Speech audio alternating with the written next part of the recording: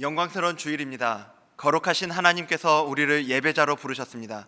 이제 다 함께 자리에서 일어나셔서 사도신경으로 우리의 신앙을 고백하겠습니다. 함께 고백하겠습니다.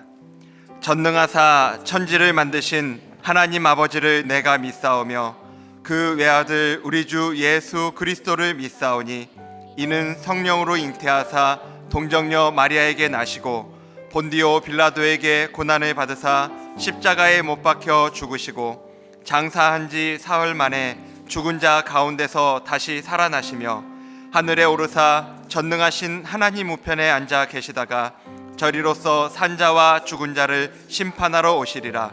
성령을 믿사오며 거룩한 공회와 성도가 서로 교통하는 것과 죄를 사하여 주시는 것과 몸이 다시 사는 것과 영원히 사는 것을 믿사옵나이다. 아멘.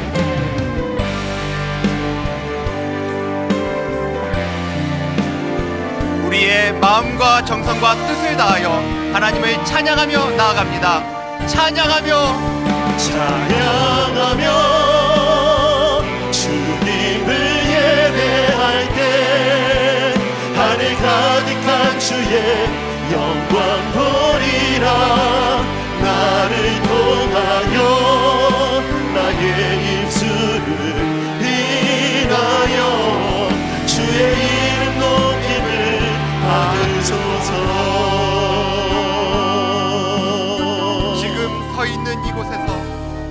지금 서 있는 이곳에서 높임을 받으소서. 내가 밟는 땅 주님의 땅이니 하늘이 주의 이름 높이 올리며 넓은 바다가 주를 노래해. 모든 만물 주를 경배해. 모든 만물 주를 경배해. 모든 입술 주를 찬양해. 천지를 만드신 만물의 통치자 높임을 받으소서. 내 평생에 주의 이름 높이며 어느 곳에서든지 주님을 예배하리라.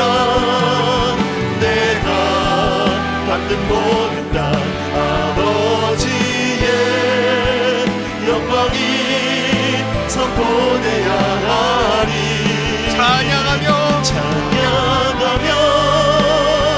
주님을 예배할 때 하늘 가득한 주의 영광 보리라.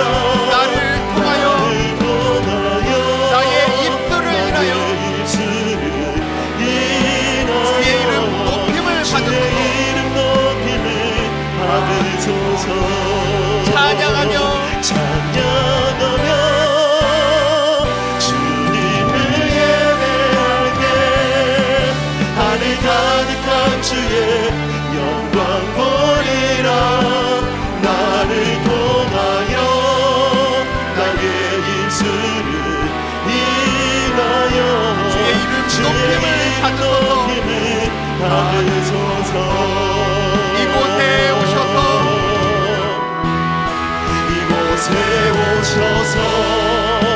이곳에 앉으소서. 이곳에서 드리는 예배를 받으소서. 주님의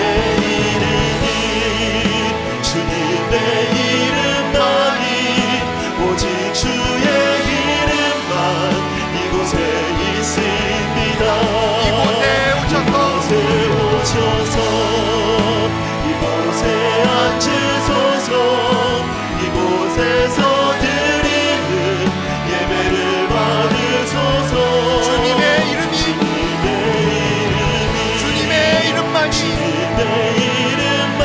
오직 주의 이름만 높임을 받으소서. 영광 영광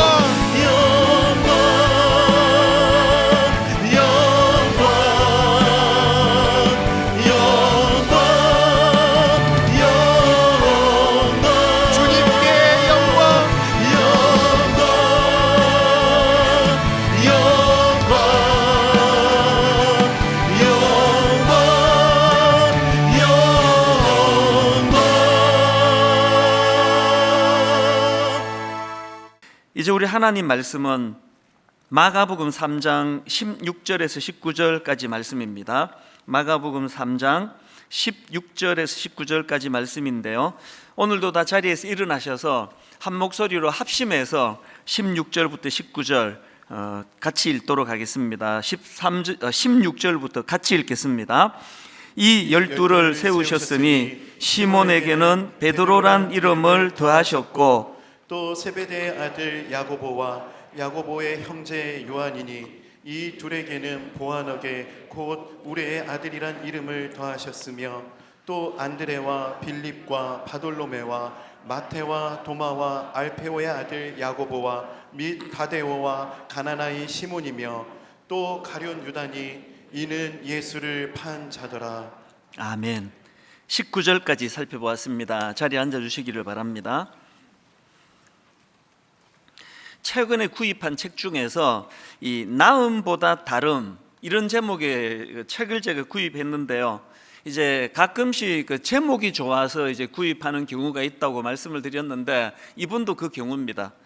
사실 이 책은 그 마케팅 전략 뭐 이런 거와 관련된 책이기 때문에 이 책 제목만 보고 구입하시면은 좀 당황하실 수가 있습니다. 제가 이제 처음에 드리고 싶은 말씀이, 제가 설교 시간에 인용하는 책이라고 그 책이 다 뭐 구해서 보셔야 될 건 아니라는 것을 좀 말씀을 드리고 싶었는데요, 어쨌든 저는 이제 이 나음보다 다름, 이 제목 이 한마디가 저에게 굉장히 많은 생각을 하게 하고 또 묵상하는 그런 도구가 됐습니다. 그 책 뒷면에 보니까 경쟁하지 말고 차별화하라, 이게 브랜딩과 관련되고 마케팅과 관련된 그런 의미로 준 얘기지만 목회자인 저에게 너무나 접목이 되는 겁니다. 목회를 하면서 경쟁하지 말고 차별화하라. 또 그 책 속에 그래도 나은 것이 아니라 다른 것이 이긴다. 그래서 여기서 말하는 나음을 제가 어떻게 적용해 보았냐 하면, 이제 이 세상의 구도는 그 나음을 향해서 나아가다가 보니 거기서 따라오는 불가피한 것은 경쟁, 더 경쟁을 속에서 내가 이 사람보다 내가 더 나아져야 되겠다, 이게 나음의 문제라면, 예수 믿는 우리가 추구해야 되는 것은 이 나음의 문제가 아니라 다름의 문제다. 우리가 추구하는 것은 다름이다. 다름을 추구해야 된다. 이게 저에게 참 많은 그 도전이 되고 깨달음이 되었습니다. 예수님께서 가르쳐 주신 산상설교도 사실은 이 세상과의 차별화, 이 세상과의 다름의 문제를 말씀하시는 거 아닙니까? 예를 들면은 산상설교 중에 마태복음 5장 38절부터 보십시오. 또 눈은 눈으로 이는 이로 갚으라 하였다는 것을 너희가 들었으나 나는 너희에게 이르노니 악한 자를 대적하지 말라. 누구든지 내 오른편 뺨을 치거든 왼편도 돌려대며 또 너를 고발하여 속옷을 가지고자 하는 자에게 그옷까지도 가지게 하며 또 누구든지 너로 억지로 오리를 가게 하거든 그 사람과 심리를 동행하고 내게 구하는 자에게 주며 내게 꾸고자 하는 자에게 거절하지 말라. 이게 전부가 다 이게 다름의 문제 아닙니까? 세상에서는 절대로 통용되지 않는 그 하나님 나라에서의 가치관과 또 추구해야 되는 것들을 예수님이 지금 가르쳐 주시는 거 아닙니까? 심지어는 그 다음 나오는 43절부터 보십시오. 또 내 이웃을 사랑하고 내 원수를 미워하라 하였다는 것을 너희가 들었으나가 이게 뭘 의미합니까? 이게 그동안 세상에서 통용되던 그 들려지던 가치관의 문제는 원수 갚아라, 지지 마라, 이런 거였다면 다름의 문제가 뭡니까? 44절 나는 너희에게 이르노니 너희 원수를 사랑하며 너희를 박해하는 자를 위하여 기도하라. 이게 전부가 다 다름의 문제입니다. 분당 우리 교회는 제자 훈련하는 교회 아닙니까? 그런데 사실 이 제자 훈련에서 강조하는 이 제자도의 핵심 중의 핵심은 예수님의 이 말씀에서 저는 찾을 수 있다고 생각합니다. 누가복음 22장 24절입니다. 또 그들 사이에 그중 누가 크냐 하는 다툼이 난지라 예수께서 이르시되 이방인의 임금들은 그들을 주관하며 그 집권자들은 은인이라 칭함을 받으나 너희는 그렇지 않을지니. 저는 이 제자도의 핵심을 상징적으로 너희는 그렇지 않을지니, 이게 제자 훈련이라 생각합니다. 세상에서는 그래서 높은 자리에 올라가고 권력을 가지고 그리고 앉아서 대접을 받는 이거를 다 추구하는 그런 가치관을 가졌다면 너희는 그렇지 아니하니, 너희는 그렇지 않을지니. 이게 다 다름의 문제 아닙니까? 최근에 카카오톡 김범수 의장이라는 분이 자기 재산의 절반인 5조 원을 사회를 위해 기부하기로 했다. 이 기사를 보는데 이것도 되게 큰 감당하기 어려운 그 결단을 내렸구나. 그게 참 인상적이었는데요. 더 인상적이었던 거는 이분이 이렇게 5조 원이라고 하는 어마어마한 돈을 사회에 기부하게 만든 거기에 영향을 줄 시가 있다는 겁니다. 이것도 또 흥미롭지 않습니까? 그 시를 내가 찾아봤습니다. 그랬더니 예전에 설교 시간에 벌써 인용했던 저도 좋아하는 그 시더라고요. 랄프 waldo 에머슨이라는 분이 쓴 무엇이 성공인가, 이런 제목의 시인데요. 한번 내용을 들어보십시오. 자주 그리고 많이 웃는 것, 현명한 이에게 존경을 받고 아이들에게서 사랑을 받는 것, 정직한 비평가의 찬사를 듣고 친구의 배반을 참아내는 것, 아름다움을 식별할 줄 알며 다른 사람에게서 최선의 것을 발견하는 것, 건강한 아이를 낳든 한 떼기의 정원을 가꾸든 사회 환경을 개선하든. 자, 그 다음 들어보세요. 자기가 태어나기 전보다 세상을 조금이라도 살기 좋은 곳으로 만들어 놓고 떠나는 것, 자신이 한때 이곳에 살았으므로 해서 단 한 사람의 인생이라도 행복해지는 것, 이것이 진정한 성공이다. 그 김범수 의장이라는 분이 재산의 5조 원을 사회에 내놓기로 한 거는 이런 시들을 통해서 다름을 알게 된 거예요. 돈 많이 버는 것만이 성공이 아니라 뭐라고 이야기합니까? 그래도 내가 이 땅에 태어났는데 자기가 태어나기 전보다 세상을 조금이라도 살기 좋은 곳으로 만들어 놓고 떠나는 거, 이게 성공한 인생이라는 거, 이게 다름의 문제 아닙니까? 제가 왜 이 시를 여러분께 제가 언젠가 소개해드리고 또 저도 또 이 대목을 제가 옮겨가지고 묵상하고 그렇게 하는가 하면은 그저 큰 교회에 맞는 걸 성공이라고 자랑하는 이런 이 세상에 똑같은 논리로 가는 목사가 아니라 이 세상과는 다름, 일만수도 파송 운동을 하는 하나님의 명령도 바로 다름을 구현해라, 이 명령 아니겠습니까? 사실 여러분, 우리가 그리스도의 제자로서 이렇게 세상과는 다름을 추구하는 삶을 살아야 될 많은 책임과 의무감이 있지만 더 중요한 건요, 우리가 이렇게 다름을 추구하며 사는 게 이게 우리가 살 길이기 때문에 그렇습니다. 여러분이 잘 아시는 아브라함, 창세기 13장에 보면은 지금 조카 롯하고의 이야기가 거기 하나 담겨져 있는데요. 창세기 13장 7절입니다. 그러므로 아브라함의 가축의 목자와 롯의 가축의 목자가 서로 다투고 또 가나안 사람과 브리스 사람도 그 땅에 거주하였는지라. 이제 재산이 많아지고 일꾼들이 많아지니까 거기서 이제 다툼이 생기는 겁니다. 그래서 이제 우리 분가하자, 이렇게 싸우고 있으면 안 된다. 그런데 그 아브라함이 놀라운 이야기를 하는 거 아닙니까? 그 다음 8절 9절입니다 아브라함이 롯에게 이르되 우리는 한 친족이라 나나 너나 내 목자나 너의 목자나 서로 다투게 하지 말자. 너 앞에 온 땅이 있지 아니하냐? 나를 떠나가라. 너가 좌하면 나는 우하고 너가 우하면 나는 좌하리라. 지금 칼자루를 쥐고 있는 삼촌 입장에서 내가 이게 정할게, 넌 절로 가라, 얼마든지 이렇게 할 수 있는 거 아닙니까? 그리고 이렇게 했다고 누가 아브라함을 그 욕심쟁이라고 비난하겠습니까?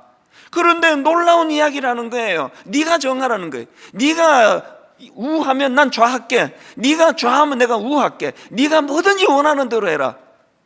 이게 세상과의 다름의 문제 아닙니까? 그랬더니 결과 다 아시잖아요.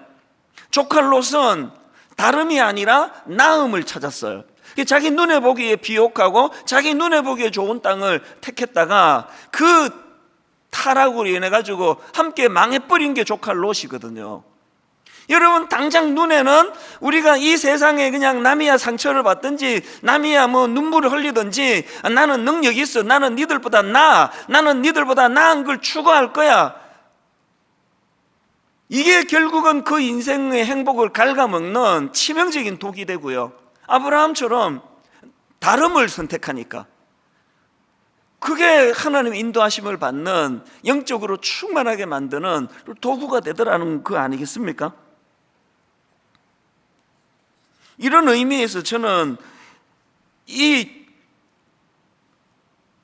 예수 믿고 변화된 이 땅을 살아가는 그리스도인이나 혹은 그들이 모여 이루는 교회라는 공동체나 결국 우리가 추구해야 되는 건 이건 이 다름의 문제다. 여러분, 초대교회의 사도행전 2장에서 이제 교회가 태동하는 그 과정을 성경이 묘사하는 것도 그 초대교회가 그 시대와 다름을 기록하는 거거든요.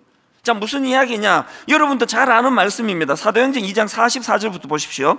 믿는 사람이 다 함께 있어 모든 물건을 서로 통용하고 또 재산과 소유를 팔아 각 사람의 필요를 따라 나눠주며 날마다 마음을 같이하여 성전에 모이기를 힘쓰고. 이게 전부 다 지금 다름의 공동체라는 거예요. 다름의 공동체. 막 거기에 막 연예인도 나오고 막 유명한 어떤 막 사장님도 나오고 무슨 장관도 나오고 막 거기에 막 구성원이 대단하고 이런 구도가 전혀 아니고요. 그 구성원이 어떤 거에 대한 묘사보다도 다른 거예요. 한 번도 못 본 거. 아니 어떻게 막 물건을 서로 통용하고 막 재산과 소유를 팔아가지고 필요한 대로 나눠 쓰게 하고. 그래서 저는 그런 것들을 많이 꿈을 꿨는데요.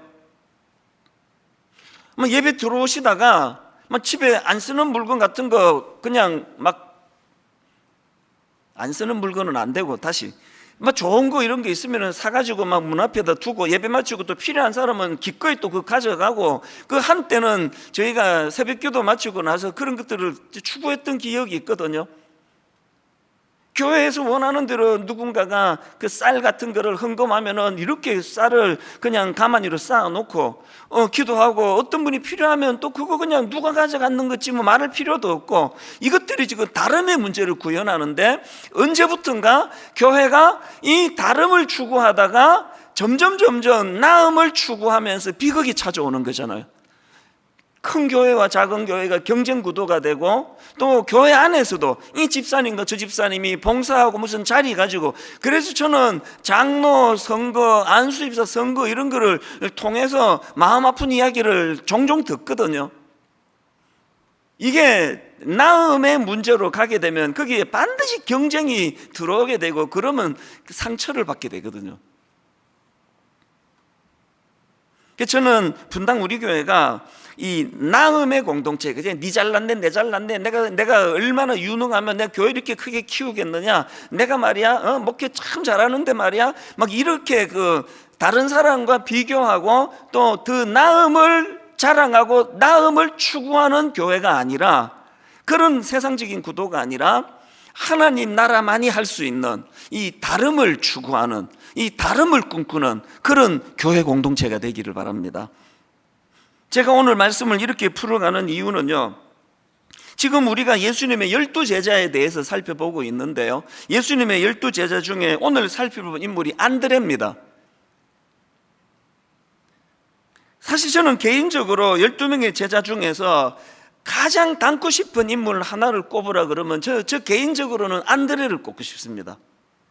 아니, 안드레의 어떤 점이 그렇게 12명 중에 제일 닮고 싶은 인물이 되었는가? 이 안드레를 딱 한마디로 요약하라면 그는 다름의 삶을 살아낸 인물이다. 그렇게 제가 정의를 할 수가 있다 생각합니다. 안드레는 베드로의 형제거든요. 그리고 또 베드로를 전도한 사람이 안드레예요. 그 내용이 요한복음 1장 41절에 나옵니다. 그가 먼저, 이 안드레입니다. 그가 먼저 자기의 형제 시몬을 찾아 말하되 우리가 메시아를 만났다 하고 데리고 예수께로 오니. 여기 나오는 시몬이 베드로 아닙니까? 아니, 안드레가 지금 베드로를 전도했단 말이에요. 그런데 이 베드로가 점점 막 성격도 갈갈하고 막 적극적이고 그러니까 점점 이제 막 영향력을 미치더니 뭐 수제자가 됐어. 수제자. 그리고 또 기록할 때 뭐 베드로가 또 맨 앞에 나오잖아요.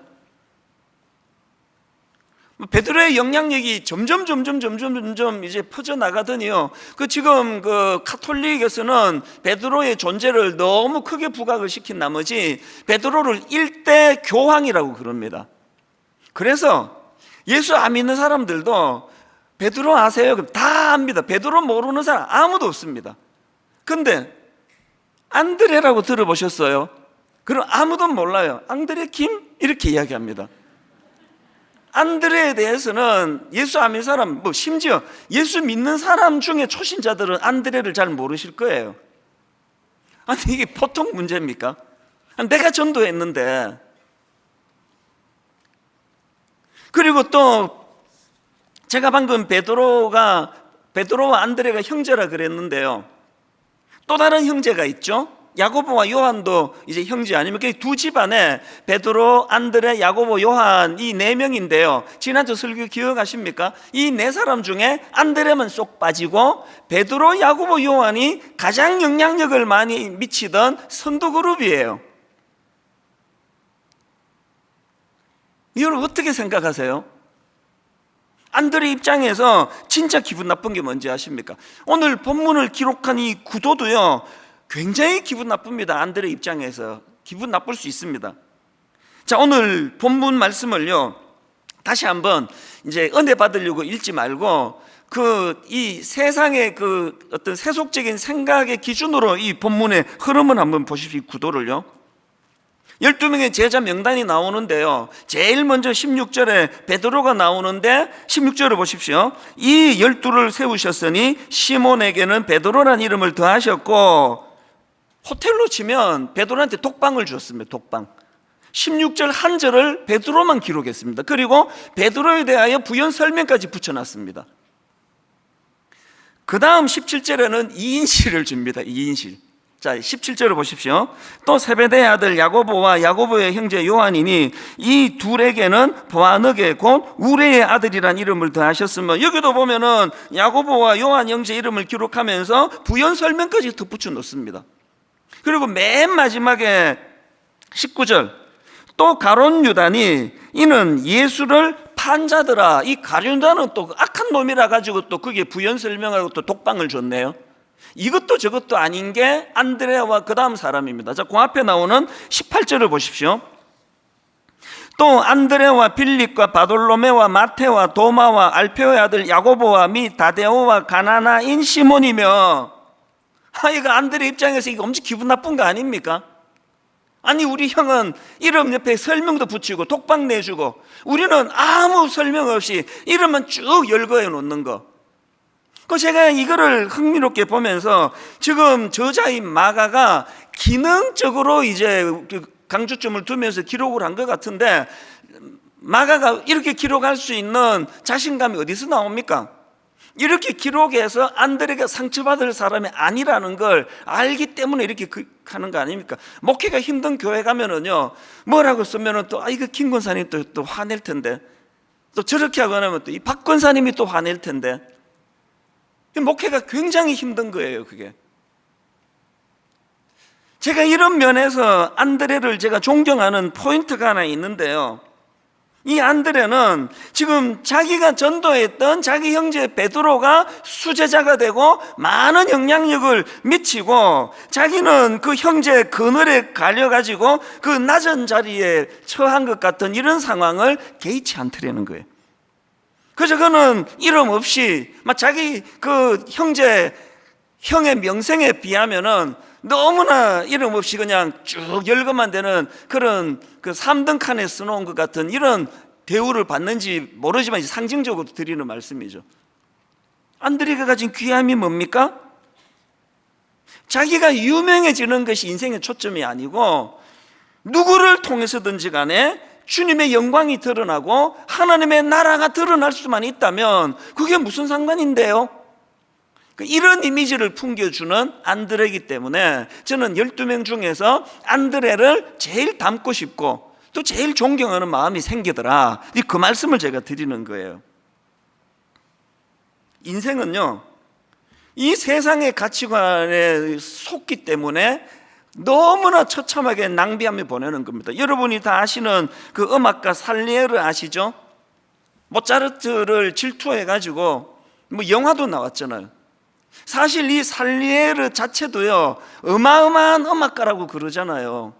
뭐 대단한 그런 궁중음악가인데 자기의 강점을 드러내지를 못하고 더 나음을 추구하다가 보니까 막 열심히 경쟁하며 달려갔는데 보면 앞에 모차르트가 있고 노력도 별로 안 하는 것 같은데 또 자기를 앞서고, 그래서 자기 인생을 파괴시킨 게 그게 살리에르 아닙니까? 그리스도인은요 절대로 그런 차원에서의 경쟁을 유발하는 나음의 길이 아니라 다름의 길을 가는 거예요. 모차르트는 모차르트의 인생으로 살아가는 거고, 나는 하나님 주신 이 재능을 가지고 내 길을 가면 얼마나 그가 인생의 낭비를 줄일 수 있었겠습니까? 오늘 저와 여러분이 이 안드레라는 한 인물을 통해서 그동안의 우리의 삶을 한번 점검해보고, 무엇 때문에 난 인생이 이렇게 피곤한가, 또 무엇에 나는 쓸데없는 에너지를 이렇게 많이 낭비하고 있는가, 이런 것들을 좀 점검하면서 이제 하나님, 저는 다름, 나음이 아닌 다름을 추구하는 인생이 되기를 원합니다. 그래서 저는 이런 안드레의 다름의 삶을 추구하기 위해서 우리가 해야 될 두 가지 훈련이 있다고 생각합니다. 첫 번째 훈련이 뭐냐? 작은 것의 가치를 인식하기예요. 안드레에게 이 의식이 있기 때문에 다름이 가능한 거거든요. 여러분, 오병이어의 기적 다 아시잖아요. 여러분, 이 오병이어의 어린아이의 그 보리떡 5개와 물고기 2마리로 장정 남자만 5,000명을 먹이신 이 기적의 사건의 출발이 안드레의 안목에서부터 시작했다는 거 혹시 아십니까? 이게 무슨 말씀이냐? 자, 요한복음 6장 5절입니다. 많은 군중들이 모여 있는데 6장 5절, 예수께서 눈을 들어 큰 무리가 자기에게로 오는 것을 보시고 빌립에게 이르시되 우리가 어디서 떡을 사서 이 사람들을 먹이겠느냐 하시니, 그랬더니 제자 빌립이 막 이제 머리를 굴립니다. 7절, 빌립이 대답하되 각 사람으로 조금씩 받게 할지라도 200데나리온의 떡이 부족하리이다. 이렇게 그냥 머리 굴리며 계산하고 돈 계산하고 있을 그때에 안드레는 완전히 다른 발상으로 다가갑니다. 자, 8절과 9절입니다. 제자 중 하나 곧 시몬 베드로의 형제 안드레가 예수께 여짜오되 여기 한 아이가 있어. 여러분, 저는요 오병이어의 가장 핵심되는 말씀이 한마디라 생각합니다. 여기 한 아이가 있어. 저는요 오병이어의 물고기 5마리, 보리떡 2개, 이 거꾸로 얘기했나? 보리떡 5개와 물고기 2마리, 뭐 거꾸로고 뭐고 관심 없습니다. 그게 초점 아닙니다. 여러분, 물고기가 뭐 7마리든 10마리든 이게 중요한 게 아니고, 오병이어의 기적의 가장 중요한 핵심 단어를 꼽으라면 여기에 한 아이가 있어요. 왜 그렇습니까? 그 당시로 그 아이의 존재는요 미미하게 짝이었습니다. 오죽하면은 같이 먹었는데 애들은 개수에 넣지도 않느냐고요. 눈길을 끌지 못하던 그 당시 아이들, 그렇게 무시하던 아이들인데 안드레는 그 무시당하던 아이, 여기 한 아이가 있어. 이 주목받지 못하는 이 한 아이가 가지고 있는 그 재료도 주님의 손에 붙들리면 위대한 도구가 될 수 있다. 이게 제가 발견한 안드레가 가진 작은 것의 가치를 인식하는 태도 아닙니까? 작은 것을 무시하지 않고 작은 것의 가치를 인식했던 그 안드레가 있었기 때문에 그 아이를 예수님께 데려갈 수 있었고, 거기서부터 기적이 출발하게 된 거 아닙니까? 지난주 제가 설교 시간에 강점으로 일하시는 예수님 이렇게 막 열심히 제가 설교했는데 꽤 많은 분들이 설교 듣고 그랬을 거예요. 강점으로 일하시는데 목사님, 저는 강점이 없습니다. 에이, 왜 강점이 없어요? 너무나 경쟁 구도에 우리가 거기에 속아가지고 작은 강점을 생각 안 하는 그게 화근이거든요. 여러분, 하나님께서 여러분에게 주신 드러나지 않지만 그 작은 그 무엇을 소중히 여기는, 그래서 여러분, 분당 우리 교회는요 대형 행사가 없는 교회예요. 우리 교회 다니시는 분 지난 수년 동안 큰 이벤트를 가지고 행사하는 거 봤습니까? 우리 교회 행사 없습니다. 사실 개척 초기에 제가 행사를 얼마나 좋아했는지 제 별명이 이벤트리였어요. 이벤트리. 막 아이디어가 막 계속 나와요. 지금도요. 막 그런 아이디어에 제가 소질이 좀 있습니다. 근데 이를 악물고 참아요. 분당 우리 교회 대형 행사 안 한다. 왜 안 합니까? 교회가 이렇게 대형 행사 위주로 가다 보면은 교역자들은 막 거기 동원돼가지고 진이 다 빠지고 성도 돌보고 신방하고 그럴 여력이 생기지 않습니다. 그러면 성도들은 점점 존재가 작아지는 거 아닙니까? 저는 뭐 자신 있게 말씀드립니다. 우리 교구 목사님들이 손이 안 닿아서 뭐 그런 일은 있을지 몰라도, 그래서 누가 그러더라고요. 아니 이 큰 교회에서 교구 교육자들이 성도들을 이렇게까지 알뜰살뜰 살피느냐, 성도들만으로 안 되니까 순장님도 거기에 동력자가 돼가지고, 그래서 저는 이벤트하고 막 신문에 맨날 이름 나오고 시끌벅적한 교회가 되는 것보다 그런 거 하나도 하지 않더라도 저 구석진데 홀로 울고 있는 한 성도님의 눈물을 볼 수 있는 교회가 되기를 바랍니다. 왜? 교회는 그 작은 한 사람을 귀히 여기는 공동체이기 때문에 그렇습니다. 이게 작은 것의 가치를 인식하는 태도로 할 수 있고, 그런가 하면 두 번째로 우리가 훈련해야 되는 게 하나 더 있는데요. 조용한 영향력의 가치를 인식하기. 이건 무슨 뜻이냐? 여러분, 베드로를 제가 의식해서 이런 제목을 붙여본 거예요. 베드로는 시끌벅적한 영향력이에요. 베드로는 막 대놓고 영향력. 그래서 사도행전 가보면은 막 베드로는 대단합니다. 막 한 번 설교에 막 3,000명씩 회개하고 돌아오게 만들고 그냥 기적을 베풀고 막 굉장한 일들을 행하는 게 베드로예요. 여기에 반해가지고 안드레는 존재감이 없었던 사람이에요. 기껏 안드레는요, 한 사람 주님 앞에, 자기 형제 주님 앞에 인도하고, 존재감도 없는 애 주님께 데리고 오고, 그리고 또 요한복음 12장에 보면은 그 헬라인 몇 사람이 빌립을 찾아와 가지고 예수님을 좀 만나고 싶다 그랬더니 이상하게도 빌립이 그 사람들을 안드레에게 데리고 가요. 뭘 의미할까요? 짐작컨대 이런 그 관계적인 거, 이 작은 숫자의 사람들을 잘 다루고 만지고 그들을 헤아릴 줄 아는 사람은 그게 안드레였다. 그래서 안드레에게 데려가지 않았는데, 이건 뭐 제 그냥 추측이지만, 여러분 오늘 이 시대는요, 한 방에 3,000명을 그냥 뒤집어 놓는 베드로 같은 사람이 영웅이고 베드로 같은 사람이 주인공이 되는 세상이고, 그래서 1등만 기억하는 더러운 세상이라고 술이 취해 비틀거리게 만드는 세상이지만, 여러분 하나님 나라는 그 안드레 같은 존재감이 별로 없는 그런 막 대대적인 시끌벅적한 영향력은 미칠 수 없었지만, 제가 안드레를 존경하는 게 뭡니까? 비록 안드레는 한 번에 3,000명을 회개시키는 베드로와 같은 대단한 능력은 갖고 있지 않았지만, 바로 그 대단한 베드로를 주님께 인도한 사람이 안드레라는 거예요. 모두가 다 주인공이 되겠다고 한다면 소음이 난무할 거예요. 제가 초등학교 2학년 때 아폴로 11호, 그 69년도로 기억하는데요, 인류 최초로 인간이 달에 발을 디뎠다. 그래서 이제 닐 암스트롱, 제가 국민학교 2학년 때 알게 된 이름이에요. 닐 암스트롱, 최초로 달에 발을 디딘 인간. 그런데 최근에 제가 되게 재밌는 거 하나 새로 알았습니다. 그때 닐 암스트롱만 발을 디딘 게 아니고요, 바로 20분 뒤에 버즈 올드린이라는 우주사도 바로 20분 뒤에 발을 디뎠는데, 1등만 기억하는 더러운 세상. 아무도 버즈 올드린을 몰라요. 안드레가 그래서 이 버즈 올드린이 막 우울증도 오고 뭐 그랬다는 그런 그 프로를 제가 우연히 봤거든요. 안드레는요, 자기는 비록 한 번에 3,000명을 회개시키는 이런 일은 할 수가 없지만 바로 그런 능력이 있는 베드로를 주님께 데려가는 일은 내가 할 수 있다. 그리고 하나님의 가치로는 이 둘이 조용한 리더십이나 조용한 영향력이나 시끌벅적한 영향력이나 주님은 똑같이 귀하게 보신다.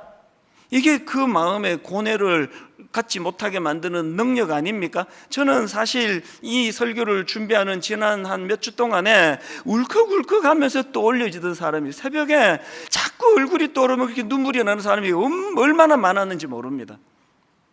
제일 저를 많이 울컥하게 한 사람들은요, 분당 우리 교회 창립 멤버 5명의 교육 전도사들이에요. 지금은 시애틀에 담임 목사로 가 있는 임원석 목사님을 위시해가지고 저는 막 이 한 분 한 분이 다 영웅이라 생각합니다. 처음에 교회를 개척할 때 사례비를 처음부터 사례비 없다 그래도 오겠느냐? 목사님, 종이 무슨 사례비에 신경을 쓰겠습니까? 그냥 온 거예요. 5명이 신학생들이. 개척 교회니까 그때 교회에서 저에게 월 150만 원의 그 사례비를 주셨는데요, 그 5명을 보고 이게 넘어갑니까? 그래서 이제 5등분해서 30만 원씩 이걸로 이 교역자들이 연명하던 그런 상황이에요. 그런데 이 5명의 이 영웅들이 참 눈물이 나요. 토요일 교회 청소부터 시작해서 강대상 올리고 물건 올리고, 그때도 우리 교회는 초신자들이 많았거든요. 그 초신자 한 사람이 목사들은 다 저런 일을 하나 보다. 그래서 그 전사님이 여기서 막 청소하고 있는데, 전사님 이것도 치워야 되겠는데요. 이게 면류관 아닙니까?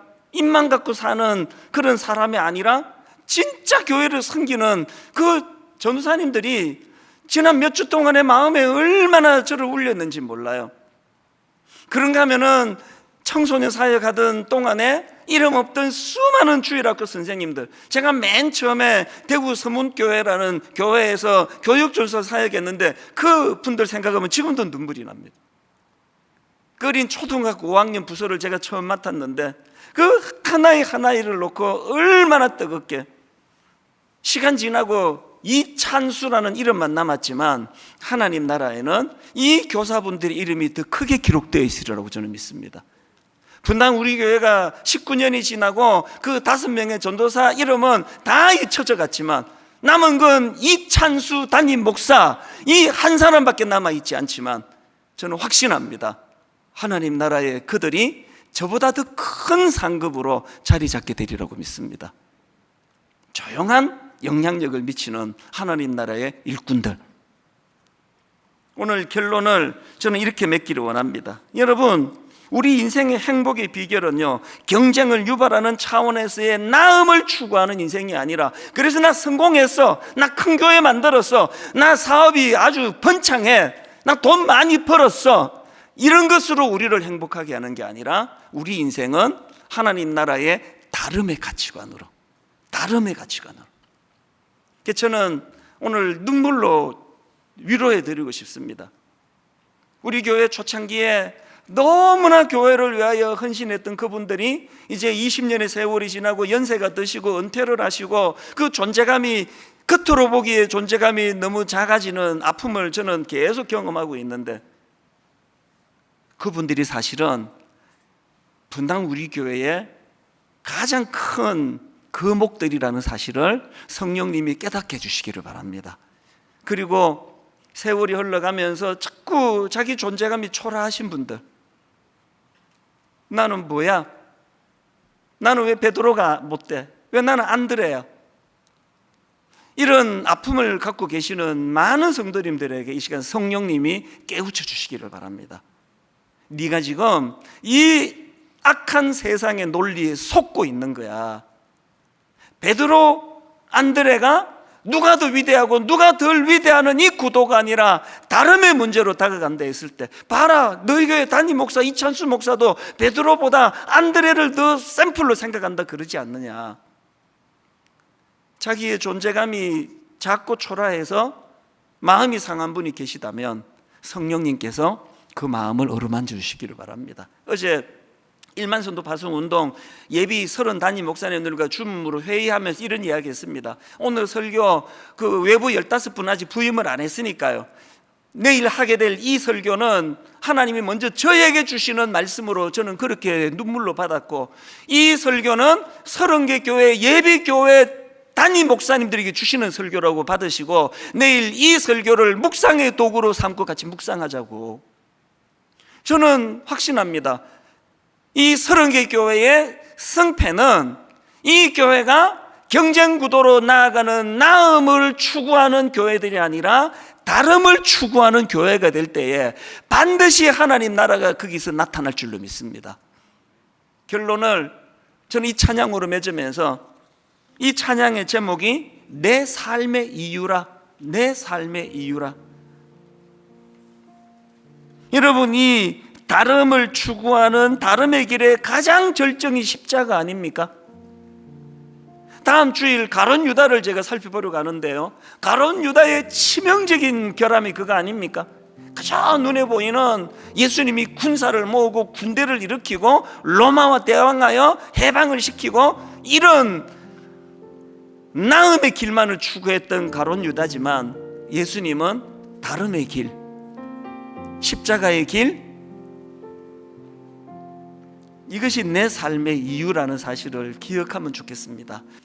우리 주 예수 그리스도의 은혜와 하나님 아버지의 다함없는 사랑과 성령님의 감동, 감화, 위로, 교통, 충만하심의 역사가 오늘 주신 말씀 마음에 담고 힘 얻어 달려가기로 다짐하며 예배하는 모든 주의 자녀들 머리 위에 지금부터 영원토록 함께 하시기를 간절히 축원하옵나이다. 아멘.